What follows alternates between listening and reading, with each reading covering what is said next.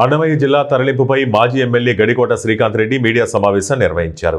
రాయచోటి ప్రాంత ప్రజల అభిప్రాయాలను పట్టించుకోకుండా నిర్దాక్షిణ్యంగా ఈ ప్రాంత ప్రజల గొంతు కోశారన్నారు. పక్కా ప్రణాళికతోనే మోసపూరిత నిర్ణయం తీసుకున్నామన్నారు. న్యాయస్థానాల ద్వారా పోరాటం చేస్తున్నామన్నారు. ఈ ప్రాంత ప్రజలకు న్యాయం జరగాలంటే న్యాయ పోరాటమే ఒకటే మార్గమన్నారు. ఈ ప్రాంత ప్రజలు ఎంత ఆందోళన చెందినా, ఎంత తమ ఆవేదన వెలిబుచ్చుకున్నా ప్రభుత్వం దొంగచాటుగా కనీసం నోటిఫికేషన్ ఇవ్వకుండా ఒక రోజులో నిర్ణయం తీసుకొని నిర్దాక్షిణంగా లక్షలాది మంది గొంతు కోశారు. మా ఆవేదనను చెప్పాలనుకున్నా,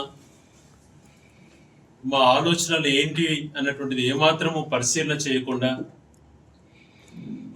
గతంలో నేను జరుగుతున్న పరిణామాలు వివరిస్తున్నా చాలా మందికి ప్రభుత్వం చేసేటువంటి మోసాలు అర్థం కాక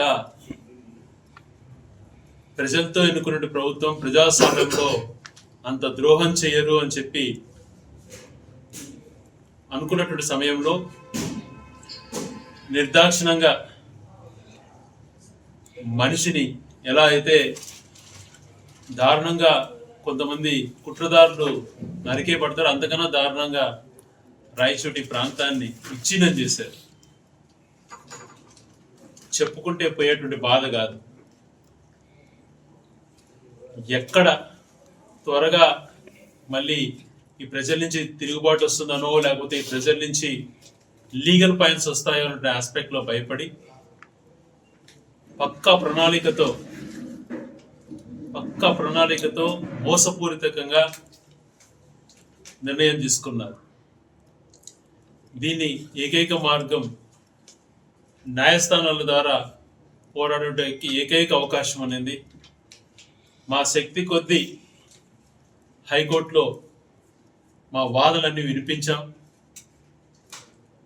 ఈ ప్రాంతానికి సంబంధించిన ఆవేదన ఏదైతే ప్రభుత్వం ప్రొసీజర్ ఫాలో కాకుండా మోసం చేసిందో, ఏదైతే నోటిఫికేషన్లో మెన్షన్ చేయకుండా నిర్దాక్షిణంగా ఏకపక్ష నిర్ణయం తీసుకునిందో, ఏదైతే ప్రజాస్వామ్య స్ఫూర్తిని దెబ్బతీస్తూ తీసుకున్న నిర్ణయం ఏదైతే ఉందో దీన్ని ప్రశ్నిస్తూ న్యాయస్థానంలో మేము వేసినటువంటి పిటిషన్ పైన మేము నియమించుకున్నటువంటి లాయరు, న్యాయవాది అతి అద్భుతంగా ప్రజెంట్ చేశాడు.